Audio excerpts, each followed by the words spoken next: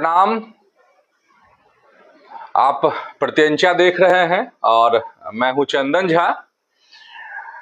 अर्थात है ये, और कई बार सुबह में जो आप कार्यक्रम देखते हैं वो अर्थात होता है, और अर्थात में जो खबरें रहती हैं उसके आखिर मायने क्या है।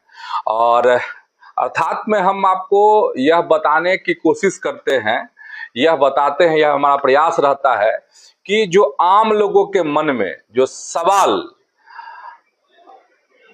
आते हैं उन सवालों का वाकई में जवाब है क्या। और अगर हम जवाब की बात करेंगे और सवाल की बात करेंगे तो अभी बिहार के संदर्भ में है, और बिहार में एक समझिए कि एक बड़ा मौका, एक बड़ा अवसर जो है भाजपा के लिए।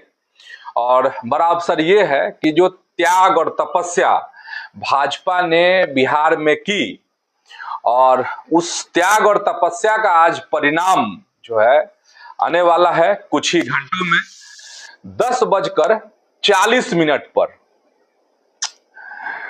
शपथ ग्रहण है, और सम्राट चौधरी बिहार के मुख्यमंत्री के तौर पर आज शपथ लेने वाले हैं। और शपथ लेने वाले हैं, उसमें दो चीज है कि खबर बता दे पहले। दो चीज में खबर ये है कि नरेंद्र मोदी, प्रधानमंत्री नरेंद्र मोदी को आज शपथ ग्रहण में आना था और वह नहीं आ रहे हैं। क्यों नहीं आ रहे हैं? एक तो ये, तो भाई कौन आ रहा है? अमित शाह आ रहे हैं क्या? तो अमित शाह भी नहीं आ रहे हैं। ठीक, तो आ कौन रहा है? तो आ रहे हैं जेपी नड्डा। तो क्या ये फॉर्मेलिटी है बस एक? क्या है? क्या भाजपा का पहला मुख्यमंत्री बिहार में बनने जा रहा है? इतने दिनों की जो त्याग और तपस्या रही, इतने दिनों तक जो ये किया, संघर्ष किया है बीजेपी ने, इसके बावजूद आखिर पीएम मोदी आ क्यों नहीं रहे हैं 5 मिनट के लिए, 10 मिनट के लिए भी, जबकि आने का शेड्यूल था पहले से तय? आ क्यों नहीं रहे हैं? तो ऐसे कई ऐसे सवाल हैं जो इस अर्थात कार्यक्रम में, उन सवालों का जवाब मैं दूंगा। अभी सवाल आखिर क्या है? सबसे पहला सवाल यह है कि क्या नीतीश कुमार ने पीएम मोदी और अमित शाह को घुटने टेकने पर मजबूर कर दिया बिहार में? सवाल यह है कि विजय सिन्हा ने जो कल बयान दिए मीडिया में, भाजपा विधायक दल की मीटिंग के बाद बीजेपी के दफ्तर में, उस बयान के आखिर मायने क्या हैं? सवाल यह है कि बिहार बीजेपी में इतना सन्नाटा क्यों है? जश्न का माहौल क्यों नहीं है? और सवाल यह है कि क्या सम्राट चौधरी भाजपा के जो आम कार्यकर्ता हैं उसके मन में कभी नहीं उतर पाएंगे, उसके दिल में वह जगह कभी नहीं बना पाएंगे? सवाल यह है कि सिर्फ दिखावे के लिए नरेंद्र मोदी ने और अमित शाह ने फिलहाल खुद को बिहार से दूर कर लिया है। क्या है आखिर? इतना बड़ा जश्न का मौका आया, भाजपा के संघर्ष का प्रतिफल आया, और सम्राट चौधरी जिसको अपने माथे पर, जिसको अपने कंधे पर बीजेपी बैठा रही थी, और जब मुख्यमंत्री बनने की बारी आई तो कार्यकर्ता मौन हो गए हैं, चुप हो गए हैं। और जश्न कौन मना रहा है? तो जो उनके मुट्ठी भर के समर्थक हैं, जिनको किसी न किसी तरीके से सम्राट चौधरी ने फायदा पहुंचाया, किसी न किसी तरीके से लाभ दिया, आज वही क्या जयकारे लगा रहे हैं। तो सवालों की जो फहरिस्त है वो बहुत लंबी है। तो एक एक सवाल का जवाब हम संक्षेप में देने का प्रयास कर रहे हैं। और अमूमन हम लाइव जो है इस पर नहीं आते हैं, लेकिन कभी कभी हम आएंगे और हमारी ये कोशिश होगी कि सप्ताह में एक दिन हम जरूर लाइव आए, आप लोगों से कुछ बातचीत करें और उन बातचीत में जो सवाल आएंगे कोशिश करेंगे कि उन सवालों का जवाब दे। लेकिन जो सवाल हम कल से ढूंढ रहे थे उन सवालों को और उन सवालों के जवाब के साथ हम हाजिर हैं। और देखिए बहुत इंटरेस्टिंग है। सबसे पहले जरा विजय सिन्हा के जो बयान के मायने हैं, चूंकि आप सब देख चुके होंगे, उस बयान को आप समझ चुके होंगे, तो अक्षरशः नहीं लेकिन 2-3 पॉइंट हम विजय सिन्हा ने बहुत ज्यादा बातें नहीं कही हैं, बस 2-3 लाइन में बात कही है अपनी, ठीक है।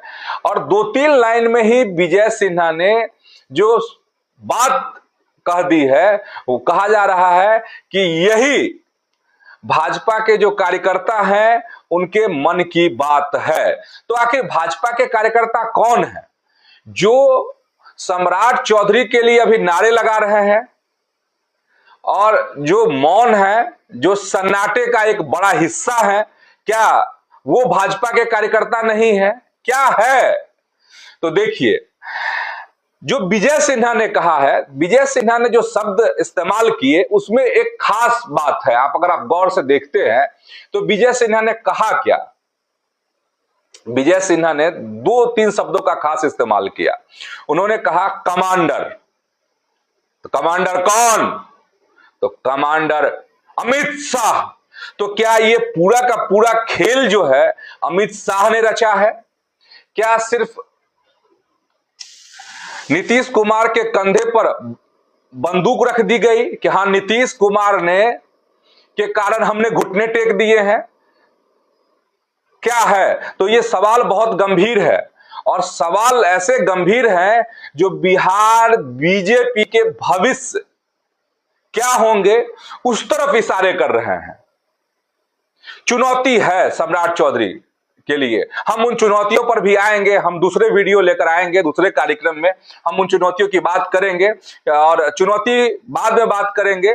लेकिन जो वस्तु स्थिति है अभी की, जो कार्यकर्ताओं के मन में जो सवाल है उन सवालों को ढूंढने की कोशिश मैं कर रहा और जवाब उन सवालों का। तो विजय सिन्हा ने जो कहा कमांडर, तो क्या ये सारा का सारा प्रपंच जो है वो अमित शाह ने रचा है? पहले से सब कुछ सारी चीजें तय थी, सिर्फ यहां के कार्यकर्ताओं के की आंखों में धूल झोंकना था। इसलिए कि कई ऐसे नाम मुख्यमंत्री की रेस में थे जो भाजपा के अपने कैडर थे, उनका सिर्फ नाम उछाला गया, जानबूझकर मीडिया में उसको परोसा गया ताकि लगे कि नहीं ये भी दावेदार, ये भी दावेदार, ये भी दावेदार, और पहले से चीजें फिक्स थी। और सवाल यह भी कि अमित शाह जो है फिक्सिंग मैच खेलते हैं, क्योंकि डंके की चोट पर सम्राट ने कहा कि वह बिहार के मुख्यमंत्री बनेंगे। हम डंके की चोट पर इसलिए कह रहे हैं कि जो चलन भाजपा में इन दिनों दिखा और डंके की चोट पर जिस तरीके से मीडिया मैनेजमेंट किया गया, डंके की चोट पर जिस तरीके से सोशल मीडिया सम्राट की टीम ने मैनेज किया और डंके की चोट पर सम्राट को पेश करने की कोशिश की गई, तो क्या ये सारी चीजें पहले से स्क्रिप्टेड थी?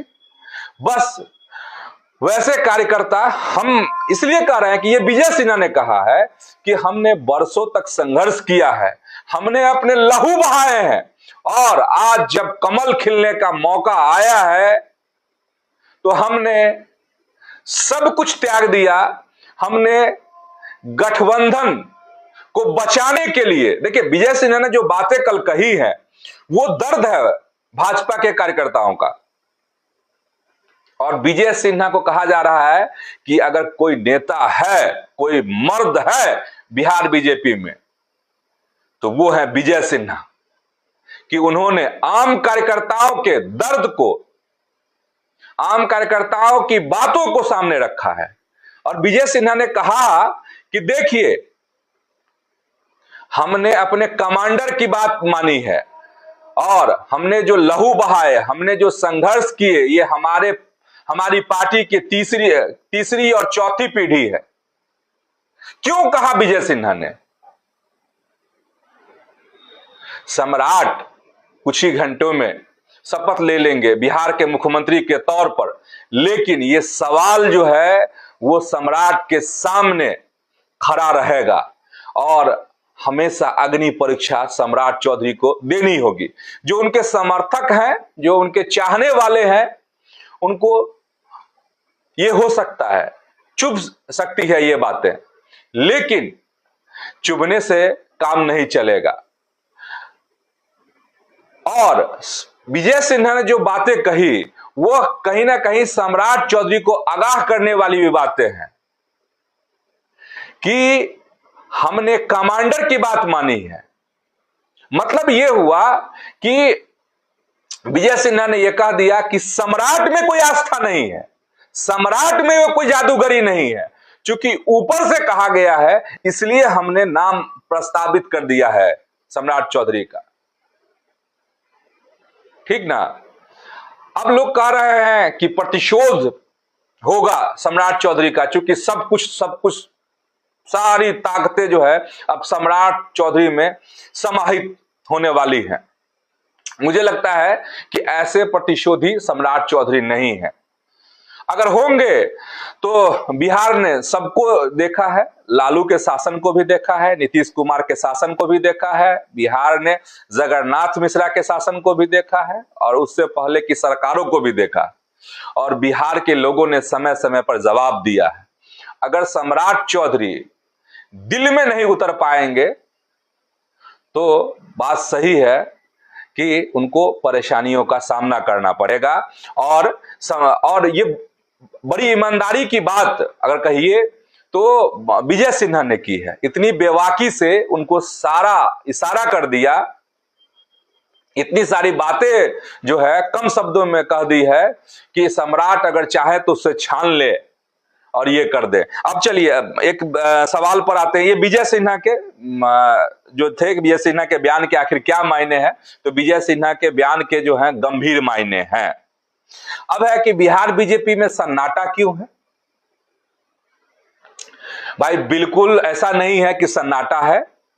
जो सम्राट चौधरी से जिनको व्यक्तिगत उम्मीदें हैं, जिनको सम्राट चौधरी ने किसी न किसी तरीके से लाभ पहुंचाया है, चाहे किसी पद पर सेट किया या अन्य चीजों से लाभ पहुंचाया है, वो चुप नहीं है। वह तो जयकारे लगा रहे हैं, वह कल भी जयकारे लगा रहे थे, आज भी लगाएंगे, फिर कल भी आने वाले समय में भी लगाएंगे। लेकिन यह सच्चाई है, जिस तरह विजय सिन्हा ने कहा था, जिस तरफ इशारा किया था कि जो आम कार्यकर्ता हैं वो मायूस हो गए हैं। और आम कार्यकर्ता कई ऐसे लोगों से जो 20 साल 25 साल से मैं अपने विद्यार्थी जीवन से लेकर अब तक में जिनको देखा है कि बीजेपी में बहुत एक्टिव रहे हैं, उन ऐसे कार्यकर्ताओं से जब मैंने बात की तो उन्होंने स्पष्ट कहा कि अब हम लोग तमाशा देखेंगे, और यह भी कहा कि बताइए हमारे क्या दुर्दिन है कि हमारे एक भी कार्यकर्ता इस लायक नहीं थे और कि वह मुख्यमंत्री बनते। आज जब अवसर मिला है, जब मौका मिला है, जब ये दिन आए हैं तब। और यह भी कहा, सार बता रहे हैं आपको संक्षेप में, दर्जनों ऐसे कार्यकर्ताओं से मैंने बात की है और उन्होंने कहा कि बताइए कि सम्राट चौधरी को मुख्यमंत्री बनाया जो जा रहा है, इसके मायने ये निकलते हैं कि कोई कहीं से भी आकर के भाजपा में अब कुछ भी पा सकता है। मतलब काडर बनने की जरूरत नहीं है। काडर मत बनिए, मत जो है। अब बताइए, जो लालू के समय में, जब लालू और राबड़ी देवी का शासन बिहार में हुआ करता था, उस समय में जिन्होंने संघर्ष किए, अब समझ रहे हैं उस समय का कैसा संघर्ष रहा होगा, किस तरीके से लोगों ने अपने लहू बहाए थे, किस तरीके से गालियां सुननी पड़ती थी भाजपा के कार्यकर्ताओं को। हो सकता है कि मेरी यह बात तकलीफ पहुंचाए आरजेडी के लोगों को, हो सकता है कि मेरी यह बात जो है भाजपा के वैसे समर्थक जो अभी जिंदाबाद के नारे लगा रहे हैं, जो मौका परस्त कहा जाता है कि मौका परस्त हैं, सम्राट के जयजयकारे लगा रहे हैं, वैसे अब बताइए, एक बीजेपी के नेता ने कहा, पुराने कार्यकर्ताओं ने कहा कि बताइए कि लालू के शासन में प्रताड़ित भी इन्हीं से हुए। मतलब सम्राट एक प्रतीकात्मक है, सम्राट चूंकि लालू की पार्टी के हिस्सा हुआ करते थे, तो उनको तो सुनना पड़ेगा, उनको तो सहना पड़ेगा। तो बताइए कि उस समय जब वो दौर था लालू का शासन, तो उस समय में उधर से मौज लेने वाले भी वही थे। आज जब भाजपा के दिन आए हैं तो इधर से मौज लेने वाले भी वही हैं। तो ये भाजपा हो गई है। मतलब आप समझ रहे हैं भाई, हम तो बेबाक और बेधड़क जो आम कार्यकर्ताओं के मन में जो बातें कल से चली है उसको कह रहे हैं और कहते रहेंगे, याद रखिएगा, ठीक है? कहते भी रहेंगे, आगे भी कहते रहेंगे इसी तरीके से। जो सरकार है, हमने पहले भी आईना दिखाया है और आगे भी इसी तरीके से दिखाता रहूंगा। नीतीश कुमार के कई ऐसे फैसले, कई ऐसी चीजें जिस पर हम उंगली उठाते रहे हैं और उठाते रहेंगे। तो बीजेपी में इसीलिए सन्नाटा है। वाकई में बिहार बीजेपी के जो पुराने कार्यकर्ता हैं उनमें उन्होंने चुप्पी साध ली है और इसका खामियाजा बिहार बीजेपी को भुगतना होगा, ठीक है? तो ये चैलेंज है सम्राट चौधरी के लिए कि कैसे इन चीजों से निपटेंगे। और ये सवाल आगे ये भी था कि क्या सम्राट चौधरी भाजपा के आम कार्यकर्ताओं के मन में कभी नहीं उतर पाएंगे? देखिए, ऐसा नहीं है, सम्राट चौधरी उतर सकते हैं। एक छोटे हिस्से को के दिलों में वह उतर भी गए हैं और हमने कहा भी है अलग अलग तरीकों से। किसी को कोई लाभ दिलवाया, किसी को पद दिलवाया, जो समर्थक तैयार किए जाते हैं, ये कोई छुपी हुई बात नहीं है, ओपन सीक्रेट है ये। तो इस तरीके से सम्राट चौधरी ने कुछ लोगों के दिल में जगह बनाई है, लेकिन जो आम कार्यकर्ता हैं, जो साधारण कार्यकर्ता हैं, ऐसे लोगों के दिलों में अब सम्राट चौधरी को वक्त आ गया। अब बिहार के मुख्यमंत्री आप कुछ ही घंटों में होने वाले हैं, तो आप कैसे जगह बनाएंगे? क्या आप प्रतिशोधी बनेंगे? कैसे करेंगे? क्या आपके लोग ऐसे लोगों को धमकाएंगे? कुछ इस तरह की भी खबरें आ रही हैं। कई पत्रकारों को भी कहा जा रहा है कि आपने सम्राट चौधरी के खिलाफ में खबरें क्यों चलाई? हम इसीलिए इस सवाल को कह रहे हैं। अगर जरूरत पड़ी तो हम ऐसे पत्रकारों का नाम भी लेंगे, ठीक है?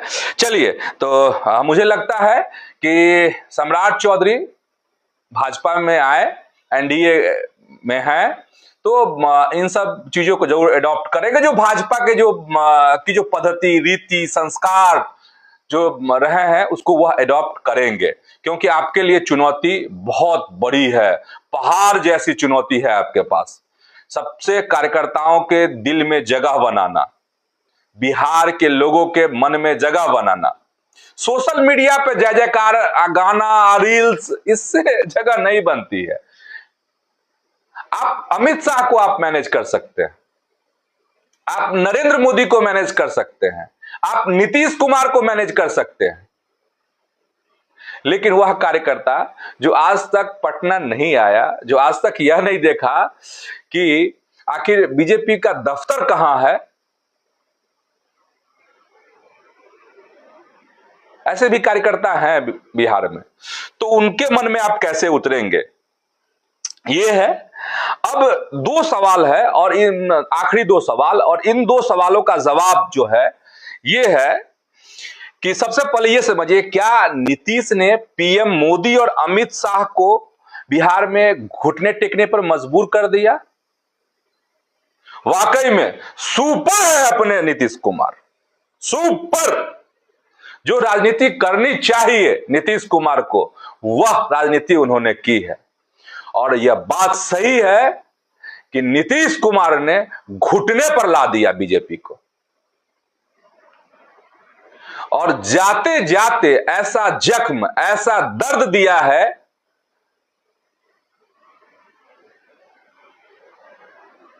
कि मुश्किल है। और परीक्षा है, सिर्फ परीक्षा सम्राट चौधरी की नहीं है, परीक्षा अमित शाह की भी है। और परीक्षा और किसकी है? तो परीक्षा नरेंद्र मोदी की भी है कि उन्होंने जो पसंद, या जो नीतीश कुमार ने जो घुटने पे लाया, जो बात विजय सिन्हा ने जो अपने बयान में कहा कि गठबंधन को बचाने के लिए, तो सवाल यह है, क्या नीतीश कुमार ने ब्लैकमेल कर लिया अमित शाह को, नरेंद्र मोदी को? और इस मतलब कार्यकर्ताओं की पसंद सम्राट चौधरी नहीं थे, संगठन की पसंद जो कोई और था, और मजबूरी में यह किया गया, सम्राट चौधरी को आगे बढ़ाया गया। और ऐसे में सवाल यह आता है कि सम्राट चौधरी आज भी भाजपाई नहीं हो पाए हैं, और कहीं ना कहीं ये लालू के मोहरे थे या फिर नीतीश कुमार के मोहरे हैं, और एक लॉन्ग टर्म पॉलिटिक्स के तहत इनको बीजेपी में लाया गया।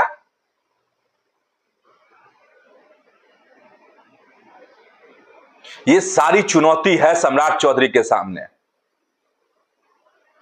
जवाब देंगे तो आपके हक में होगा, प्रतिशोध करेंगे तो वह भी आपके हक में जाएगा, और उस प्रतिशोध का जवाब जो है देगी बिहार की जनता देगी।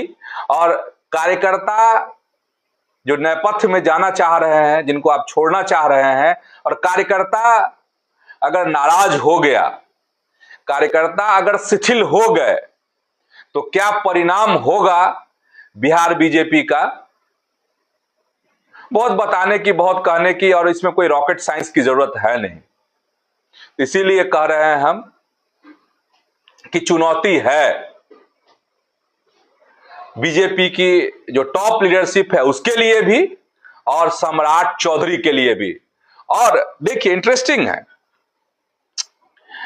कि आखिरी सवाल और उसका जवाब कि क्या अमित शाह और पीएम मोदी जो शपथ ग्रहण कुछ ही घंटों में होना है, तो ये सब दिखावा है, ऐसे कार्यकर्ताओं को संदेश देने की राजनीति है कि हम तो मजबूरी में सम्राट को बना दिए, हमारे पास कोई उपाय नहीं था, हमारे पास कोई रास्ता नहीं था, हमारे पास कोई विकल्प नहीं था। या अमित शाह ने पहले से ही इस तरह से स्क्रिप्टिंग कर दी? क्या है ये? तो फिलहाल तो यही लग रहा है कि जो नरेंद्र मोदी बिहार में नहीं आ रहे, पटना आज नहीं आ रहे शपथ ग्रहण में, सिर्फ जेपी नड्डा आ रहे, अमित शाह नहीं आ रहे। कहा जा रहा है कि इलेक्शन है, समय का अभाव है, समझ रहे हैं? तो चूंकि माहिर हैं मोदी भी और अमित शाह भी, तो एक बड़ा मैसेज उन्होंने देने की कोशिश की है। सियासी चालाकी इसको जिसको कहा जाता है कि ऐसे जो कार्यकर्ता हैं नाराज हो, अगर हम नहीं जाएंगे तो इसका मतलब आम कार्यकर्ता ये लगाएंगे कि अच्छा मोदी जी सब तो खुश नहीं है सम्राट के बनने से, अमित शाह तो खुश नहीं है। लेकिन देखिए, आप टॉप लीडरशिप हैं तो नीचे का कार्यकर्ता भी अब ये सब बातें समझने लगा है। ठीक है, कि आप क्या मैसेज देना चाह रहे हैं, आप क्या कहना चाह रहे हैं, ये सब समझने लगा है। कोई बहुत ये नहीं है, अब चीजें बदली हैं, लोगों की समझदारी भी बढ़ी है, ये भी हुआ है।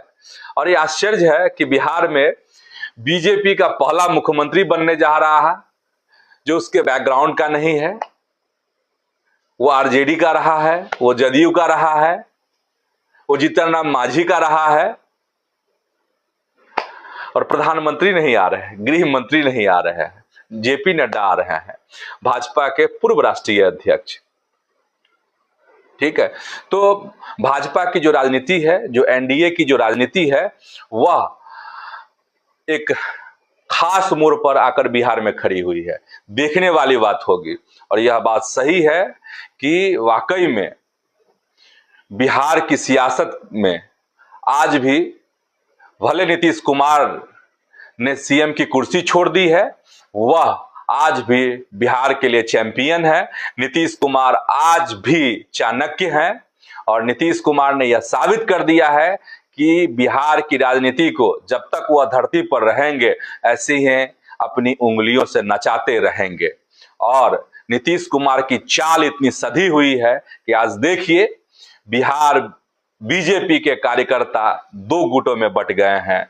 कुछ लोग जयकारे लगा रहे हैं, कुछ लोग सन्नाटे में चले गए हैं, कुछ लोग चुप हो गए हैं। इन तमाम सवालों और इन जवाबों के बावजूद बिहार बीजेपी के तमाम कार्यकर्ताओं को,